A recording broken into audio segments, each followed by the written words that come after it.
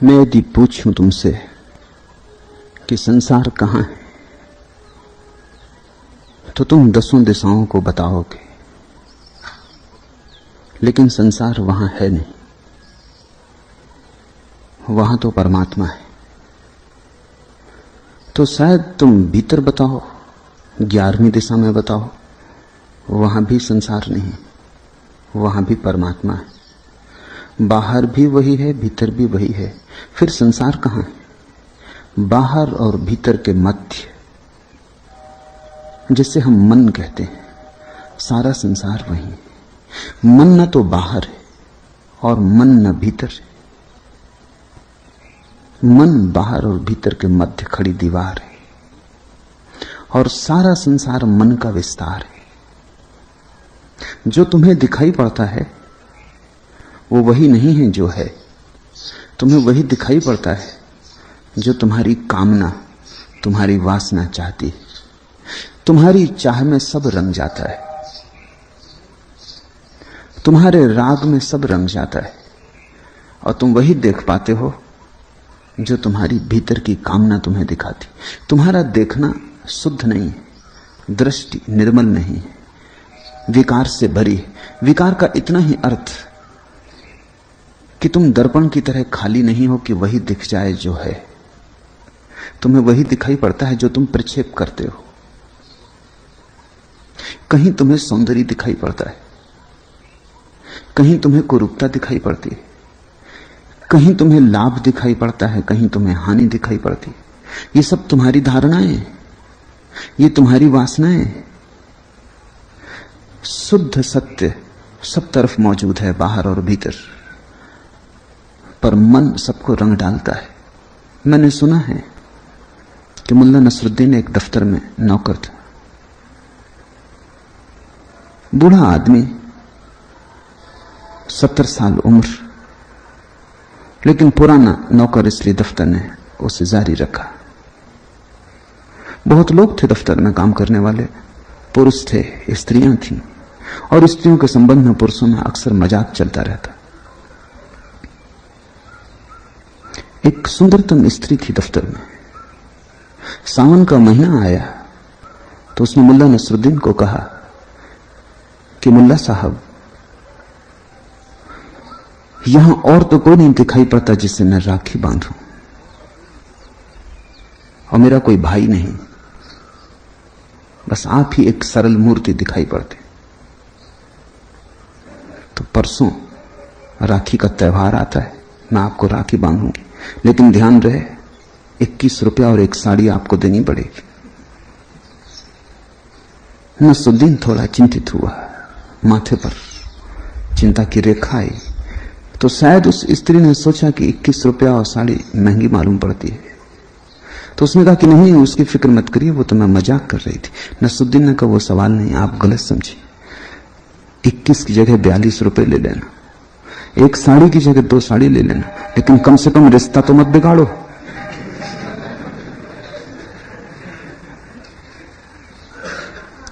भीतर मन है, उसके अपने राग हैं, अपने रंग हैं। दूसरे को तो दिखाई नहीं पड़ते, तुम ही को दिखाई पड़ते हैं। तुम्हारा मन दूसरे को दिखाई भी कैसे पड़ सकता है? तुम किस दुनिया में रहते हो वो किसी को भी पता नहीं चलता। तुम थोड़े होश से भरो तो तुम ही को पता चलना शुरू होगा। और तुम्हारा मन सारी चीजों को रंग डालता है। किसी को तुम कहते हो मेरा, अपना, किसी को कहते हो पराया, किसी को मित्र, किसी को शत्रु।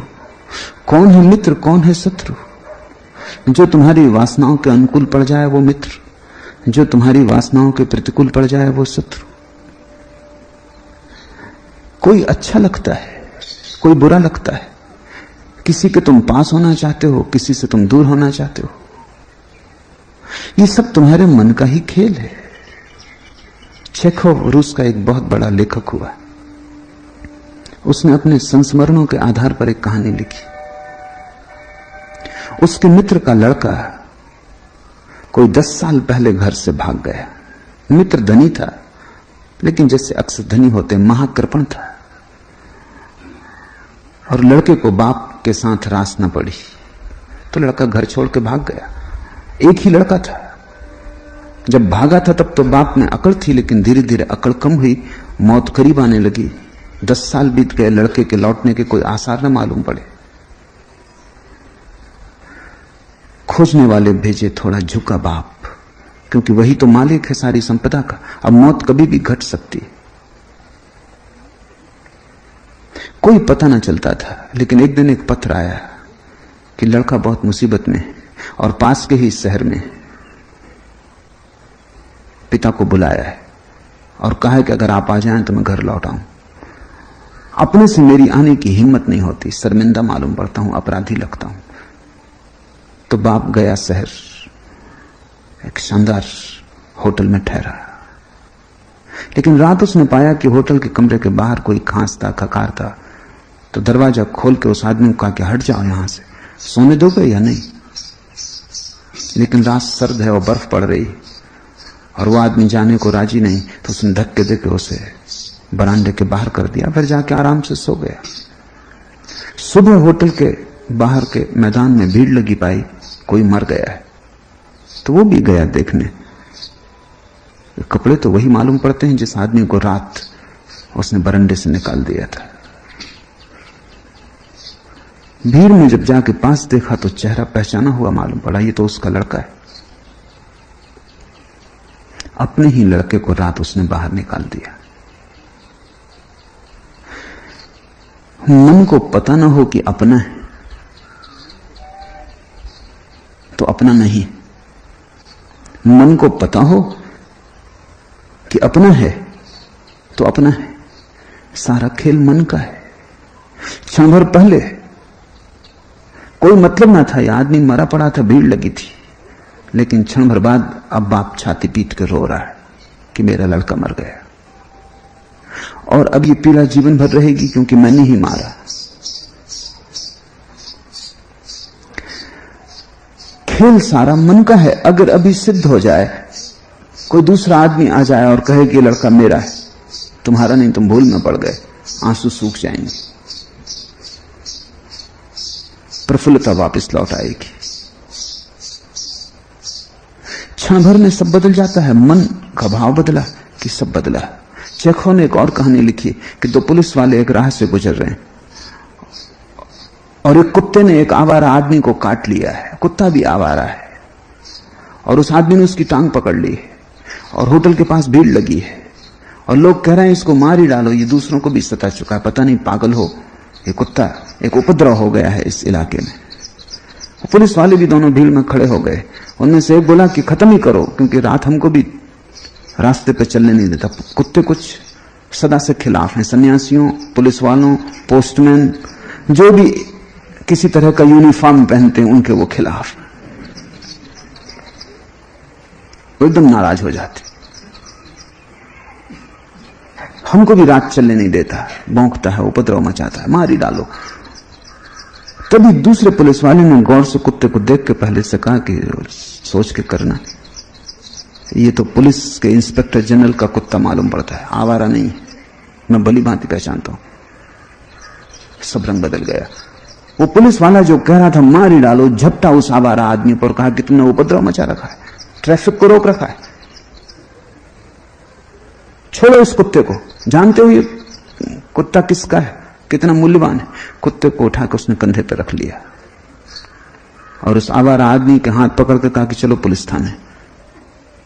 तभी दूसरे पुलिस वाले ने फिर कहा कि नहीं नहीं, भूल हो गई, ये कुत्ता इंस्पेक्टर जनरल का नहीं, सिर्फ मालूम होता है, क्योंकि उसके तो माथे पर काला चिन्ह है, इसके माथे पर काला चिन्ह नहीं। कुत्ता फेंका उस पुलिस वाले ने नीचे और कहा कि कहां का आवारा कुत्ता, और मैंने उठा लिया और उस आदमी से कहा कि पकड़ इसको, खत्म कर इसको। उस आदमी ने फिर उस कुत्ते को उठा लिया, उसकी टांग पकड़ ली, वो उसको पछाड़ नहीं जा रहा है जमीन पर, कि दूसरे पुलिस वाले ने फिर कहा कि नहीं, संदेह होता है कि हो ना हो कुत्ता तो वही है, क्योंकि बिल्कुल वैसे ही मालूम हो रहा है। फिर बात बदल गई, फिर दोनों झपट पड़े उस आदमी पे कि तुझे लाख दफे कहा कि यहां उपद्रव मत कर, छोड़ इस कुत्ते को। फिर कुत्ता कंधे पर। ऐसी वो कहानी चलती हो, कई दफे बदलती। और सारी जिंदगी ऐसी कहानी, मेरा तो सब बदल जाता है, तेरा सब बदल जाता है, और जगत वही का वही है। न आकाश तुम्हारा है, न तारे तुम्हारे हैं, न नदी पहाड़ तुम्हारे हैं, न व्यक्ति तुम्हारे हैं, भला तुमसे पैदा हुए हो तो भी तुम्हारे नहीं है। न कोई अपना है, न कोई पराया है। अगर सब हैं तो परमात्मा के हैं, अगर सब में कोई है तो परमात्मा है। मेरा और तेरे का सारा खेल मन का है, और मन संसार बनाता है। फिर ध्यान रखना, तुम सोचते हो शायद एक ही संसार है जिसमें हम सब रहते हैं, तो तुम गलती में हो। यहां जितने मन हैं उतने ही संसार है, यहां जितने लोग हैं उतने ही संसार है। और एक एक आदमी के भीतर भी एक ही मन होता तो भी आसानी थी, एक एक आदमी के भीतर अनेक मन है। सुबह तुम्हारा मन कुछ और है, दोपहर कुछ और है। सुबह तुम अपनी पत्नी के लिए मरने के लिए तत्पर थे कि तेरे बिना क्षण भर न जी सकूंगा, दोपहर कहते हो तेरे साथ न जी सकूंगा। सांझ फिर हवा बदल जाएगी, मौसम बदल जाएगा, सांझ फिर तुम बड़े प्रेम से पत्नी के पास बैठे हो, जैसे पुलिस वाला तुम्हारे कान में बार बार दोहराया जा रहा है कि ये अपनी, फिर कहता नहीं अपनी नहीं है, दुश्मन है, इससे तो उपद्रव खड़ा हो गया है। पूरे वक्त तुम्हारा मन कुछ कुछ कहे जा रहा है, और मन भी एक नहीं है, तुम्हारे भीतर अनेक है।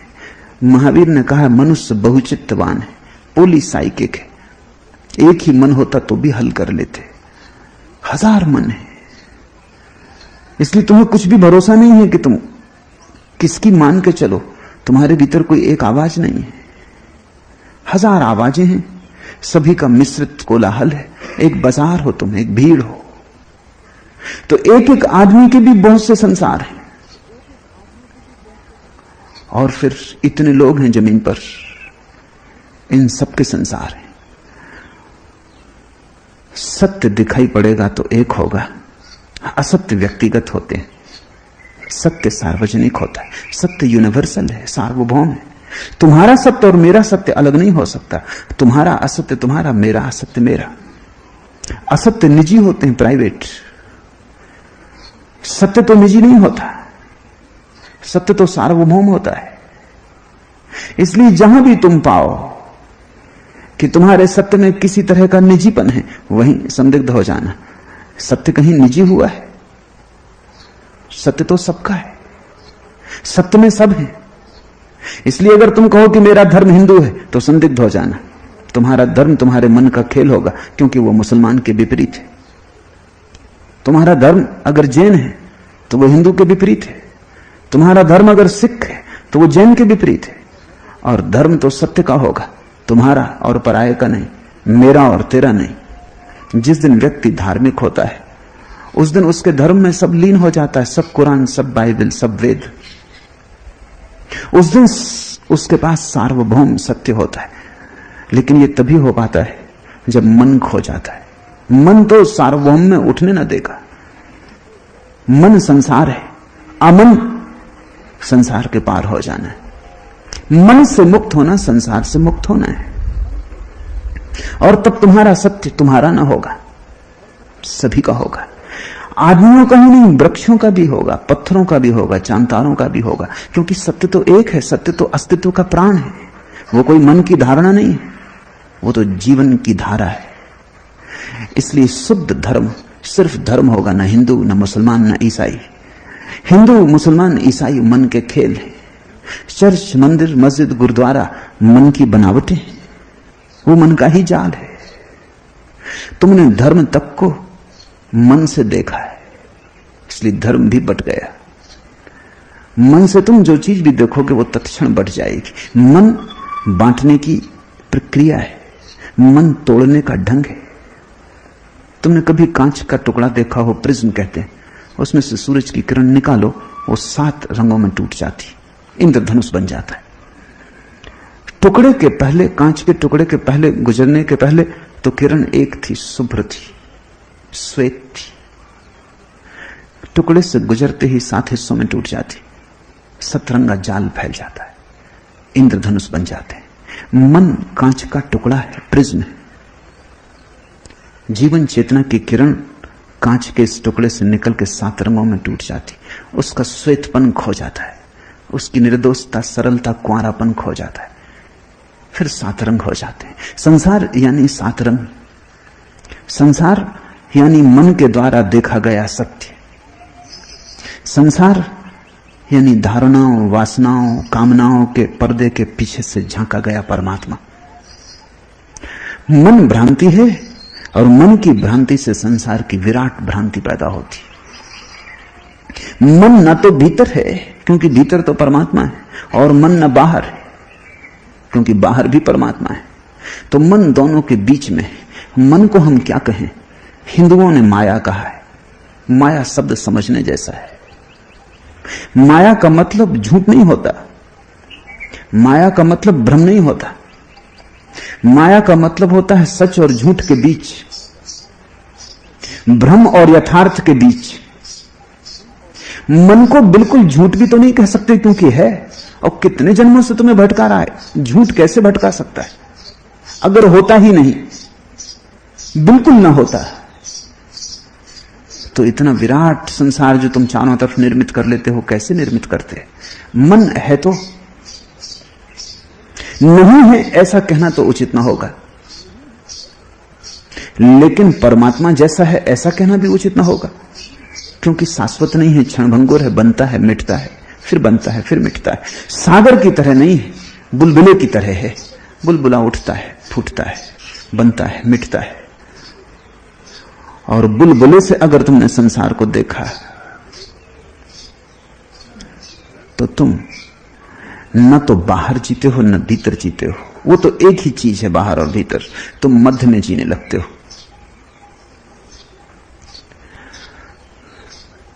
ये जो मध्य की दशा है सपने जैसी है। सपना होता तो है, अन्यथा तुम देखते कैसे रात? किसी रात सुबह उठ के तुम कहते हो आज कोई सपना नहीं देखा, हो किसी रात कहते हो आज सपने देखे। सपना था तो देखा है, याद भी करते हो, बता भी सकते हो थोड़ी याददाश्त की ऐसा ऐसा हुआ सपने में है तो, लेकिन सुबह जाग के ये भी पता चलता है कि नहीं भी है। सपना बड़ी बेबूझ पहेली है कहो तो गलत, नहीं है कहो तो गलत। कुछ ऐसा है कि है जैसा भी, और कुछ ऐसा है कि नहीं है जैसा भी, मध्य में आधा आधा है। आधा सच है, आधा झूठ है। थोड़े से गुण उसमें सच्चाई के क्योंकि देखा गया, और थोड़े से गुण उसमें असत्य के क्योंकि पाया नहीं गया। देखा गया और पाया नहीं गया ये सपना है। देखी गई और पाई नहीं गई ये माया है। देखा गया और कभी उपलब्ध न हुआ ये संसार है। हमेशा लगा कि है, और जब भी पास गए तो पाया नहीं। दूर से मालूम पड़ा, पास आके खो गया। इंद्रधनुष दिखाई पड़ता है, तुम जरा पास जाने की कोशिश करो, जैसे जैसे तुम पास जाओगे इंद्रधनुष खोने लगेगा। अगर तुम ठीक वहीं पहुंच जाओ जहां इंद्रधनुष था, इंद्रधनुष खो जाएगा। दूर से ही दिखाई पड़ता है, दूरी चाहिए, पास आने से मिट जाता है। सपना तुम मूर्छित रहो तो दिखाई पड़ता है, होश आ जाए तो टूट जाता है। इतना भी होश आ जाए कि मैं सपना देख रहा हूं, सपना टूट जाता है। गुरुजीएफ अपने शिष्यों को कहता था कि जब तक तुम सपना न तोड़ पाओगे तब तक तुम माया भी न तोड़ पाओगे, और वो ठीक कहता था। और उसने एक बड़ी अनूठी प्रक्रिया खोजी थी। वो कहता था तुम संसार को न तोड़ पाओगे, न संसार से मुक्त हो पाओगे। अभी तुम सपने से मुक्त नहीं हो सके, संसार से मुक्त होना तो बड़ी दूर की बात है।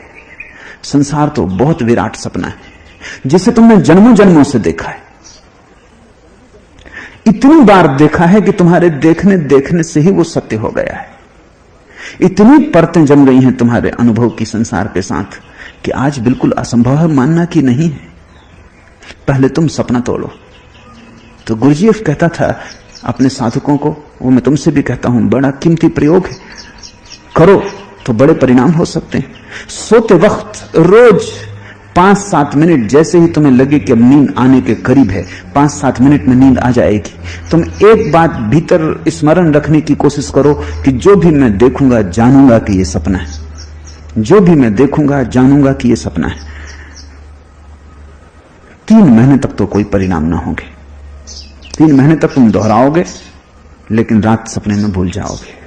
सुबह उठ के याद आएगी कि सोचा था कि जो भी देखूंगा स्मरण रखूंगा कि सपना है, लेकिन स्मरण न रहा, सपने ने पकड़ लिया। लेकिन 3 महीने के बाद धीरे धीरे थोड़ी थोड़ी भान की अवस्था आनी शुरू होगी, थोड़ा सा शक पैदा होना शुरू होगा, थोड़ा सा संदेह सरकेगा, सपना भी चलेगा और थोड़ी सी भीतर बेचैनी मालूम होगी कि कुछ गड़बड़ है। अभी साफ नहीं होगा कि सपना है, लेकिन एक बेचैनी, कुछ है जो ठीक नहीं मालूम हो रहा, कुछ गड़बड़ है, कुछ उलझ रहा हूं जाल में, ऐसा एक धीमा धीमा बोध उठना शुरू होगा। अगर तुमने सतत प्रयास जारी रखा तो तुम धीरे धीरे पाओगे 6 महीने पूरे होते होते किसी दिन अचानक ठीक बीच सपने में नींद न टूटेगी और तुम जाग जाओगे। क्योंकि नींद टूट जाए फिर तो कोई मतलब नहीं, नींद टूट जाए तब तो किसी को भी पता चल जाता है कि सपना था, लेकिन वो पता चलता है सपने के संबंध में जो जा चुका, उसका कोई मूल्य नहीं है। मूल्य तो वर्तमान का है, अभी इस क्षण का है। एक दिन तुम पाओगे 3 और 6 महीने के बीच किसी दिन अचानक तुम पाओगे कि नींद तो लगी है, तुम भीतर जाग गए, तुम देख रहे हो कि यह सपना है। जैसे तुमने देखा यह सपना है, सपना तिरोहित हो जाता है, खाली जगह छूट जाती, और जहां से सपना तिरोहित होता है और वो जो खाली जगह छोड़ जाता है वही अमन है। वो पहली झलक है नो माइंड की, मन के न होने की पहली झलक है। फिर इसको तुम बढ़ाए चले जाओ, धीरे धीरे ये रोज का क्रम हो जाएगा। जैसे सपना पकड़ेगा, क्षण भी न बीतेगा कि तुम जाग जाओगे, सपना टूट जाएगा, नींद जारी रहेगी। और तुम पाओगे कि अगर नींद में सपना टूट जाता है तो जागने में विचार टूटने लगते हैं। जैसे तुम जागने में विचार करोगे, अचानक भीतर कुछ होश से भर जाएगा और कहेगा ये विचार है, ये भी सपना है, विचार भी रुक जाएगा।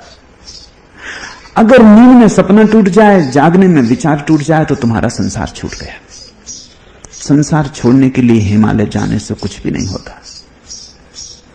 घर छोड़ के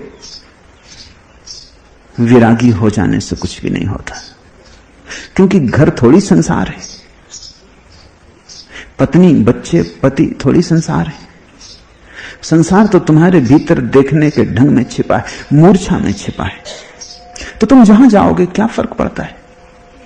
तुम हिमालय चले जाओगे, तुम एक वृक्ष के नीचे कुटी बना लोगे, वो कुटी तुम्हारी हो जाएगी जैसे महल तुम्हारा था। अब अगर कोई आके उस कुटी पे अड्डा करने लगेगा, झगड़ा खड़ा हो जाएगा, मारपीट हो जाएगी, वहीं फौजदारी हो जाएगी। कोई अदालत की थोड़ी जरूरत है फौजदारी के लिए, कि शहर की जरूरत है, कि कानून की जरूरत है। तुम लड़ पड़ोगे कि ये झाड़ मेरा, मैं पहले से यहां हूं, हटो यहां से, मेरा वहीं पकड़ लेगा। कोई तुम्हारे पैर दबाने लगेगा, वो तुम्हारा अपना हो जाएगा। वो बीमार होगा तो तुम दुखी होने लगोगे, वो मरेगा तो तुम रोओगे। घर बस गया, गृहस्थी पैदा हो गई। एक सन्यासी मरण सैया पर पड़ा था और उसके शिष्यों ने पूछा कि हमारे लिए कोई आखिरी संदेश। तो उसने कहा कि जो मेरे गुरु ने मुझसे कहा था और मैंने नहीं माना, वही मैं तुमसे कहता हूं, तुम कोशिश करना मानने की। मैं असफल रहा। सब जाग के बैठ गए कि कोई बहुत महत्वपूर्ण बात जो गुरु ने उसको भी कही थी और उसने नहीं मान पाया, और वो हमसे कह रहा है। उसने कहा तुम बिल्ली कभी मत पालना। शिष्य थोड़े हैरान हुए कि कौन सा ब्रह्म ज्ञान, वेद में भी इसका उल्लेख नहीं, कुरान में भी नहीं, बाइबल में नहीं, ये कौन सा धर्म? क्या मरते वक्त तुम्हारा दिमाग गड़बड़ हो गया, सन्निपात में हो? हम पूछ रहे हैं कोई कुंजी दे जाओ, सूत्र, और आप बता रहे हैं कि बिल्ली मत पालना। सठिया गए हो? उसने कहा कि नहीं, यही मेरे गुरु ने कहा था, मैं ना पाल पाया। मैं तुम्हें अपनी कहानी कह देता हूं, तुम याद रखना। गुरु ने मरते वक्त यही मैंने उनसे कहा था कि क्या करूं, कोई संदेश, सार सूत्र? उन्होंने कहा बिल्ली मत पालना। मैंने भी समझा कि सठिया गए, दिमाग खराब हो गया। मरते वक्त उम्र भी ज्यादा हो गई थी, कोई 90 वर्ष थी उम्र। अब दिमाग ठीक काम नहीं कर रहा, बिल्ली पालने से क्या संबंध? लेकिन वहीं भूल हो गई। मैंने समझा कि दिमाग खराब है, वहीं चूक गया। फिर वर्षों बीत गए, मैंने सब छोड़कर जंगल में रहने लगा। साधना करता था, शास्त्र पढ़ता था, मनन ध्यान में लगा था। कुछ पास ना था, बस 2 लंगोटियां थी, लेकिन चूहे झोपड़ी में थे और वो लंगोटी काट जाते। तो मैंने गांव के लोगों से कहा, जो कभी कभी आते थे भोजन लेके, फल लेके, कि क्या करूं। उन्होंने कहा एक बिल्ली पाल लो। और मुझे याद भी ना आई कि मरते वक्त गुरु कह गया बिल्ली मत पालना। बात कुछ कठिनाई की भी ना लगी, सीधी साफ थी, निर्दोष थी। बिल्ली के पालने में झंझट भी क्या, बिल्ली कोई गृहस्थी है? कोई ज्ञानी नहीं कह गए कि बिल्ली में गृहस्थी है। ज्ञानियों ने कहा पत्नी मत पालना, पति मत पालना, बिल्ली मत पालना किसी ने कहा। और बिल्ली से अपना क्या लेना देना, चूहों का और बिल्ली का निपटारा हो जाएगा। बात जैसे बिल्ली पाल ली, लेकिन बड़ी कठिनाई हो गई। बिल्ली को कभी चूहे मिलते, कभी ना भी मिलते। बिल्ली भूखी रहती तो उसको भी पीड़ा होती। उसने गांव के लोगों से कहा क्या करूं। उन्होंने कहा ऐसा करो, एक गाय ठीक रहेगी, आपके भी काम आ जाएगा दूध, बिल्ली के भी काम आ जाएगा। स्वभावतः गाय पाल ली गई। अब गाय के लिए घास चाहिए था, कभी गांव के लोग लाते, कभी ना भी लाते। तो उसने कहा भी बड़ी मुसीबत हो गई कि गाय की चिंता करनी पड़ती, घास चाहिए, भोजन चाहिए, पानी चाहिए। उन्होंने कहा आप ऐसा करो कि बैठे बैठे कुछ काम भी तो नहीं है, थोड़ा घास के बीज बो दो, थोड़े गेहूं भी डाल दो, आपके भी काम आ जाएंगे, बिल्ली के भी काम पड़ेंगे, गाय के भी काम पड़ेंगे। रास्ता खुल गया बिल्ली से। गाय आई, खेत लग गया। लेकिन कभी सन्यासी को तबीयत ठीक ना होती तो भी मजबूरी में खेत पे काम करना पड़ता, पानी देना है या बीज बोने का वक्त आ गया। धीरे धीरे खेती महत्वपूर्ण हो गई, ध्यान धारणा कोने में पड़ गए, समय ही ना मिलता। कभी वर्षा नहीं होती तो पानी सींचना पड़ता। लोगों से पूछा कि अब क्या करना, मैं बूढ़ा भी हो जाता हूं। लोगों ने कहा ऐसा करें, गांव में एक लड़की है, उम्र भी ज्यादा होगी, विवाह होता नहीं, उसको आपकी सेवा में छोड़ देते। कोई खतरा दिखाई न पड़ा, लड़की सेवा में आ गई। लड़की खेत भी संभालने लगी, बिल्ली की भी देखभाल करती, गाय की भी देखभाल करती, सन्यासी की भी देखभाल करती, सेवा भी करती। थक जाता तो पैर भी दबाती, दबा भी देती। धीरे धीरे मोह जगा, प्रेम बना। बिल्ली सब ले आई, पूरा संसार ले आई। आखिर एक दिन गांव वाले खुद ही आ गए। उन्होंने कहा कि ये ठीक नहीं है, क्योंकि आपका राग बन गया और ये जरा अनैतिक है, तो आप शादी ही कर लो जब राग ही बन गया। सन्यासी ने कहा कि बात भी ठीक है। शादी हो गई, बच्चे हो गए। मरते वक्त उसे याद आया कि गुरु ने कहा था बिल्ली मत पालना। उसने कहा कि मैं तुमसे भी कहता हूं कि बिल्ली मत पालना। और ध्यान रखना, मैंने भी यही भूल की थी कि समझा था गुरु सठ आ गया। डर है कि तुम भी यही सोचोगे और बिल्ली पाल लोगे। असल में गुरु ने जरा गलत बात बताई। अगर मैं होता तो उससे कहता लंगोटी मत रखना, क्योंकि बिल्ली तो जरा दूर का मामला है। जब लंगोटी है तो चूहे आएंगे, चूहे में तो बिल्ली आएगी। लंगोटी से असली में झंझट शुरू हुई। इसलिए तुम अगर किसी को समझाओ तो लंगोटी का बताना, बिल्ली का मत बताना। वो सूत्र काम नहीं पड़ा।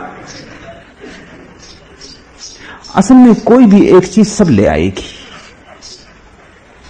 क्योंकि संसार का सवाल नहीं है, मन का सवाल है। तुम कहां भाग के जाओगे? तुम जहां भी जाओगे कम से कम तुम तो रहोगे, तुम ही लंगोटी हो। और अगर तुम हो तो सब है। तुम हो तो लंगोटी आ जाएगी, लंगोटी चूहे ले आएगी, चूहे बिल्लियां, बिल्लियां गायें, और फिर संसार बढ़ता जाता है। तुम्हें पता भी नहीं चलता, एक एक कदम बढ़ता है, इतने आहिस्ता आहिस्ता बढ़ता है कि तुम्हें कभी पता भी नहीं चलता कि कोई बढ़ती हो रही है। कभी एकदम से तो संसार तुम्हारे ऊपर छपटता नहीं। अगर लंगोटी से सीधी पत्नी आई होती तो दिखाई पड़ जाता, क्योंकि बीच में एक छलांग होती, सीढ़ियां थी। संसार सीढ़ियों में आता है और परमात्मा छलांग से। संसार के आने का ढंग क्रम है और परमात्मा के आने का ढंग अक्रम है। संसार धीरे धीरे आता है, क्योंकि अगर छलांग से आएगा तो सोए हुए लोग भी जग जाएंगे। परमात्मा छलांग से आता है, क्योंकि सोयों को जगाना ही है, सोयों को सुलाए नहीं रखना है। इसलिए जीवन की जो परम धन्यता है वो एक छलांग में हो जाती। और जीवन का जो रोग है, नरक है, वो इंच इंच आता है, धीरे धीरे आता है। वो इतने चुपचाप आता है कि उसकी पग ध्वनि भी सुनाई नहीं पड़ती। कहां से आता है ये भी समझ में नहीं आता। लंगोटी मत पालना, लेकिन अगर तुम हो तो लंगोटी पालनी ही पड़ेगी। इसलिए अगर ठीक से समझो तो तुम ही लंगोटी हो। जब तक तुम न मिट जाओगे तब तक संसार नहीं मिट सकता। तुम यानी तुम्हारा मन, तुम यानी तुम्हारा अहंकार, तुम यानी तुम्हारा यह भाव कि मैं हूं। जहां मैं है वहां संसार है, जहां मैं नहीं वहां संसार नहीं। इसलिए ध्यान रखो, जिन जिन चीजों से तुम्हारा मैं बढ़ता हो, जिन जिन चीजों से तुम्हारे मैं को शक्ति मिलती हो, अहंकार पुष्ट होता हो, उनसे सावधान रहना। छोड़ने को नहीं कहता हूं, क्योंकि छोड़ने से कुछ भी ना होगा, छोड़ने से भी अहंकार भर सकता है। सावधान होना। तुम्हारे पास लाखों रुपए हैं, वो तुम्हारी अकड़ है, तुम छोड़ दो लाखों रुपए, तुम्हारी नई अकड़ पैदा हो जाएगी कि मैंने लाखों छोड़ दिए, और दूसरी अकड़ पहले से ज्यादा होगी, क्योंकि लाखों तो कई के पास हैं, लेकिन लाखों छोड़ने वाले कई नहीं है।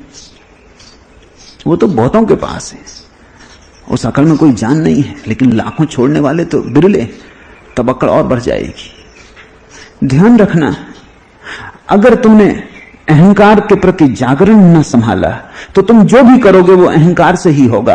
भोग भी, त्याग भी, संसार भी, वैराग्य भी, और तुम्हारा अहंकार तो पुष्ट होता चला जाएगा। शरीर को हो सकता है तुम मार डालो बिल्कुल, लेकिन मन तुम्हारा बढ़ता जाएगा। मुल्ला नसरुद्दीन की पत्नी बहुत मोटी, डॉक्टरों से सलाह ली तो डॉक्टर ने कहा कि घुड़सवारी ठीक होगी, तो रोज सुबह घुड़सवारी पे जाए। महीने भर बाद नसरुद्दीन को डॉक्टर ने पूछा, राह पर मिला, क्या हाल है, क्या खबर, कुछ हुआ? नसरुद्दीन ने कहा, बेचारी सूख के कांटा हो गई। डॉक्टर ने कहा, मैंने पहले ही कहा था। प्रसन्न होकर कहा। नसरुद्दीन ने कहा, आप समझे नहीं, पत्नी नहीं घोड़ी, पत्नी तो और मोटा रही। घोड़ी को मत सुखा डालना, शरीर घोड़ी है, उसका कितना ही उपवास करवाओ इससे कुछ हल ना होगा, पत्नी तो मोटाती चली जाएगी। वो अहंकार है तुम्हारे भीतर। तो जिनको तुम त्यागी कहते हो, शरीर को मार डालते हैं, कम खाते हैं, कम सोते हैं, धूप ताप सहते हैं, लेकिन भीतर का अहंकार बढ़ता जाता है। जितना वजन शरीर में कम होता उतना वजन अहंकार में बढ़ता जाता। इसलिए त्यागी तपस्वियों से ज्यादा अहंकारी आदमी तुम्हें कहीं भी ना मिलेंगे। वो तो अहंकार के शुद्ध शिखर है। अगर शुद्ध अहंकार देखना हो तो त्यागी में, भोगी में अशुद्ध होता है, वो चमक नहीं होती, क्योंकि भोगी को खुद ही लगता है गलत कर रहा हूं, इसलिए भोगी थोड़ा सा डरा होता है। भोगी को लगता है ठीक नहीं हो रहा है, इसलिए अहंकार पूरी प्रगाढ़ता से प्रकट नहीं होता, थोड़ा झुका झुका रहता है। भोगी थोड़ा विनम्र रहता है, क्योंकि अपराध का भाव रहता है। त्यागी का सब अपराध भाव मिट जाता है। त्यागी अकड़ के चलता है, त्यागी की पताका उड़ती रहती है, त्यागी भयंकर अहंकार से भर जाता है। भोगी का भी संसार है, त्यागी का भी संसार है, क्योंकि जहां अहंकार है वहां संसार है। जिस दिन मैं भाव गिरता है उसी दिन सब सपने गिर जाते हैं। ये बड़ा संसार सपना है, खुली आंखों का सपना।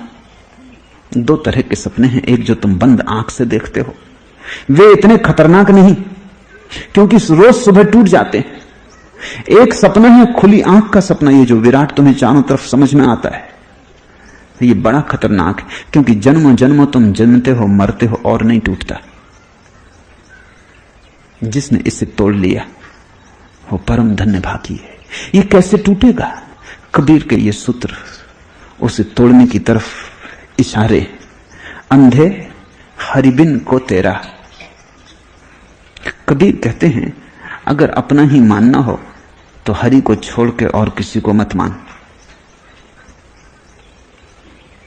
एक दिन तो हरि भी छूट जाएगा, क्योंकि वो भी ख्याल कि हरि मेरा है, आखिरी सपने का हिस्सा है। लेकिन जो सपने में है, जिसको सपने का कांटा लगा है, उसे दूसरे कांटे से निकालने की जरूरत है। दूसरा कांटा उतना ही कांटा है जितना पहला। राह तुम चलते हो, कांटा लग गया, तत्क्षण तुम दूसरा बबूल का कांटा उठा लेते हो, पहले कांटे को निकालते हो दूसरे कांटे से, फिर दोनों को फेंक देते हो। संसार कांटा है, धर्म भी कांटा है। अभी पत्नी मेरी, पति मेरा, बेटा मेरा, मकान मेरा, धन मेरा, इज्जत मेरी, पद मेरा, ये कांटा है। हरि मेरा, ये दूसरा कांटा है जिससे बाकी सब कांटे निकल जाएंगे। फिर इस दूसरे कांटे को संभाल के घाव में मत रख लेना, नहीं तो तुम मूर्ख साबित हुए, मूढ़ साबित हुए, सब मेहनत व्यर्थ गई। तुमने सब गुड़ गोबर कर दिया। दूसरा भी कांटा है, उसकी उपयोगिता थी। इसलिए पतंजलि ने योग सूत्रों में ईश्वर को भी एक विधि माना है कि वो भी संसार से मुक्त होने की विधि है। ये बड़ी हैरानी की बात है, और मनुष्य जाति के इतिहास में इतना स्पष्ट रूप से ईश्वर को विधि कहने वाला दूसरा व्यक्ति नहीं पैदा हुआ। पतंजलि ने साफ कहा कि यह भी एक विधि है, इस विधि से रोग मिट जाएगा। जब रोग मिट जाए तो औषधि को फेंक देना, औषधि को ढोते मत रहना। बुद्ध ने कहा है कि तुम नाव से नदी पार करते हो, नाव नदी पार कराने के लिए है। फिर जब तुम नदी पार हो जाते हो, नाव को भूल जाते हो, नदी में ही छोड़ जाते हो, उसको फिर सिर पे लेके मत चलना। फिर ये मत कहना गांव में जाके, नगरों में, कि कैसे छोड़ें इस नाव को, इसने नदी पार करवाई। तब तुम मूढ़ हो। तब तो बेहतर था कि तुम नदी ही पार न करते, अभी और उपद्रव हो गया। उसी किनारे रहते वो बेहतर था, कम से कम सिर पे नाव का बोझ तो न था। अब तुम ये सिर पे नाव लेके चल रहे हो। बहुत लोग शास्त्रों को पकड़ लेते हैं, सिद्धांतों को पकड़ लेते हैं, बहुत से लोग परमात्मा को ही पकड़ लेते हैं, तब परमात्मा ही लंगोटी हो जाता है। फिर उसी लंगोटी से सारा संसार वापस निकल आएगा। अंधे हरिबिन को तेरा, ये तो कांटा समझा रहे हैं कबीर कि अभी तू एक बात समझ कि हरि के बिना तेरा कोई भी नहीं। न पत्नी तेरी है, सब अजनबी हैं, राह पर मिल गए, राह पर थोड़े से भ्रम पैदा कर लिए। कभी तुम सोचते हो कि जिनको तुम अपना कहते हो कैसे उन्हें मिल गए? तुम्हारे पिता एक जोशी के पास चले गए तुम्हारी जन्म कुंडली लेके, किसी स्त्री की जन्म कुंडली लेके एक दूसरे सज्जन जोशी के पास चले गए, उन्होंने जन्म कुंडली मिला ली, गणित बैठ गया, लक्षण पूरे हो गए, बैंड बाजे बज गए, तुम्हें 7 चक्कर लगवा दिए, ये पत्नी अपनी हो गई। कल तक ये अपनी न थी। संयोग है, नदी नाव संयोग। ये किसी और की भी हो सकती थी, कोई अड़चन न थी। किसी और की भी हो सकती थी और तब भी इसी भ्रम में होती कि ये मेरा पति है। तुम्हारी पत्नी कोई और भी हो सकती थी, तब भी तुम इसी भ्रम में होते कि ये मेरी पत्नी। दूसरी पत्नी से दूसरे बच्चे पैदा हुए होते, तब वो तुम्हारे होते। अभी वे तुम्हारे नहीं, अभी वे किसी और के घर में खेल रहे हैं। संयोग को सत्य मत मान लेना। राह पर मिल जाते हैं दो लोग, साथ हो लेते हैं, गपशप करते हैं, फिर राह अलग अलग हो जाती, विदा हो जाती। लेकिन हम बड़ी भ्रांति पैदा करवाते हैं, इसलिए तो विवाह का इतना आयोजन करना पड़ता है। उस आयोजन के पीछे बड़ा मनोविज्ञान है। मेरे पास लोग आते हैं, वो कहते हैं क्या जरूरत कि घोड़े पर सवारी निकले दूल्हा की, कि इतने बैंड बाजे बजे, फुलझड़ी फटाके छूटे, बारात में खर्च हो, इतने लोग आए जाएं, इस सब की क्या जरूरत है? क्या सीधा साधा विवाह नहीं हो सकता? हो सकता है, लेकिन भ्रम पैदा होना मुश्किल होगा। सीधा साधा बिल्कुल हो सकता है, कोई जरूरत नहीं। तुम एक स्त्री को मिल गया, तुमने कहा हमारा विवाह हो गया, दोनों ने एक दूसरे के साथ चक्कर लगाए, घर आ गए, लेकिन तुमको भी शक रहेगा कि ऐसे में ये अपनी हो कैसे गई। उतना उपद्रव चाहिए भरोसा दिलाने के लिए कि भारी कुछ हो रहा है, कुछ ऐसा महत्वपूर्ण हो रहा है जो दोबारा नहीं होगा। अब घोड़े पे तुम रोज तो बैठते नहीं, एक ही दफा बैठोगे। इसलिए दूल्हा राजा, दूल्हा को हम कहते हैं दूल्हा राजा, उसे राजा बना देते। एक दिन के राजा हैं वो, और कैसी फजीयत पीछे होने वाली है कुछ पता नहीं, मगर बैठे हैं अकड़ के, कटारी वगैरह लटका रखी है, मुकुट वगैरह पहन रखा है, उधार कपड़े हों कोई हर्जा नहीं, लेकिन आज डट के साज सामान किया है और बाराती चल रहे हैं। फौज फांटा है, बड़े बड़ों को नीचे चला दिया है, सब नीचे चल रहे हैं। और दूल्हा राजा हो गया एक दिन के लिए, ये उसके मन पर एक छाप बिठानी है, एक कंडीशनिंग, एक संस्कार है।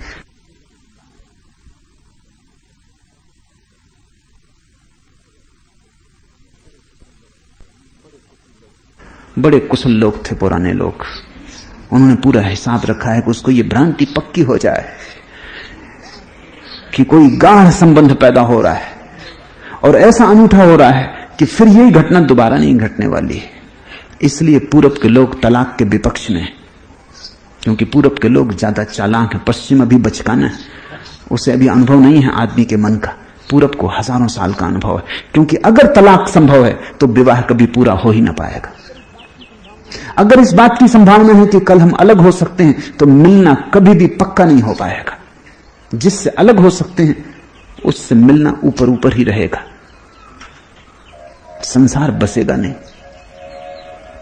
भीतर बना ही रहेगा कि कल चाहे तो अलग हो सकते हैं। ये कोई अपनी पत्नी है ऐसा कोई जरूरी नहीं, ये किसी और की भी हो सकती है, कोई और पत्नी हमारी भी हो सकती है, किसी और से हमारे बच्चे पैदा हो सकते हैं। हमारे बच्चे का कोई मामला नहीं है बड़ा। पश्चिम में उपद्रव पैदा हो गया है, संसार डगमगा गया है। कि मैंने सुना है एक अभिनेता हॉलीवुड में अपनी पत्नी के साथ बैठा है और उनके बच्चे खेल रहे हैं। पत्नी ने कहा कि देखो मैं 1000 बार कह चुकी कि कुछ करना होगा। तुम्हारे बच्चे और मेरे बच्चे हमारे बच्चों को मार रहे हैं। पश्चिम में संभव हो गया है, पति के बच्चे हैं किसी और पत्नी से, पत्नी के बच्चे हैं किसी और पति से, फिर दोनों के बच्चे हैं, तुम्हारे बच्चे और मेरे बच्चे मिलकर हमारे बच्चों को मार रहे हैं। इसको रोकना होगा। मगर जहां तुम्हारे बच्चे, हमारे बच्चे और मेरे बच्चे, वहां हमारे का भाव अपने आप छीन हो जाएगा। क्या मेरा है, सब रेत का घर मालूम पड़ता है। यहां कुछ मजबूत नहीं है, यहां कुछ पक्का नहीं है। एक अभिनेत्री से एयरपोर्ट पे पूछा गया विवाहित या अविवाहित, तो उसने कहा दोनों, कभी कभी, कभी विवाहित कभी अविवाहित, दोनों कभी कभी। जहां ऐसी रेत जैसी स्थिति हो जाए। पूरब के लोग चालाक हैं, उम्र चालाकी लाती, बूढ़े बेईमान हो जाते, होशियार हो जाते, बच्चे निर्दोष होते, उनको पता नहीं जिंदगी का राग रंग क्या है। तो पूरब ने पूरी व्यवस्था की कि संबंध ऐसे मजबूती से बनाए जाएं कि पक्की भ्रांति हो जाए कि ये पत्नी मेरी। और पूरब में समझा जाता है कि ऐसा कोई एक ही जन्म का मामला नहीं है, पति पत्नी एक दूसरे का पीछा जन्म जन्मांतर तक करते। पत्नियां तो इससे बड़ी प्रसन्न होती, पति जरा डरते कि जन्म जन्मांतर तक एक तो ही काफी है, एक, मगर अगले जन्म में भी यही देवी से मिलना होगा। लेकिन पत्नियां इससे बड़ी प्रसन्न होती कि भाग के जाओगे कहां, कोई छुटकारा नहीं। ये प्रतीतियां बिठाई गई हैं, मनस्शास्त्र की प्रतीतियां हैं। इससे तुम्हें लगता है मेरा बच्चा तुमसे पैदा होता है, तुम सोचते हो मेरा। तुमसे क्या पैदा हो रहा है? तुम केवल प्रयोगशाला हो, तुम्हारे शरीर केवल बच्चे के आगमन के लिए मार्ग है, इससे ज्यादा नहीं। और अब तो विज्ञान कहता है टेस्ट ट्यूब में भी बच्चा पैदा हो सकता है, कोई मां के गर्भ की जरूरत नहीं। और विज्ञान कहता है कि अब तो आर्टिफिशियल इंसेमिनेशन की सुविधा है, तो हजारों साल तक व्यक्ति का वीर्यकण सुरक्षित बचाया जा सकता है बर्फ में ढांक के। तुम मर जाओगे, 1000 साल बाद तुम्हारा लड़का पैदा हो सकता है, तुम्हारा वीर्यकण बचा लिया जाएगा। तो तुमसे क्या संबंध रहा? 10,000 साल बाद तुम्हारा लड़का पैदा हो सकता है, तुम मर चुके 10,000 साल पहले, तुम्हारा रग रग मिट्टी में खो गई, फिर भी तुम्हारा बच्चा पैदा हो सकता है। तो तुमसे क्या संबंध रहा? क्या लेना देना है?